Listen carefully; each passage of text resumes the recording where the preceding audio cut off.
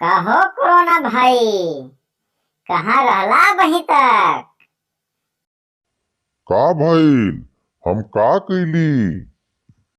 मेहरारू का शॉपिंग बंद, मॉल जाए बंद, सिनेमा का फरमाइश भी बंद, और बाहर घूमे जाब भी बंद, और रेस्टोरेंट में खाना खाए जाब भी बंद।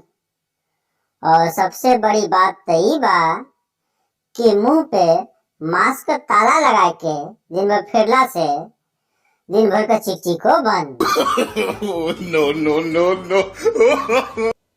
हैं? तब तो हमरे अइले से तोहन लोगन के बहुत फायदा हो गल, चिंता मुक्त हो गईला।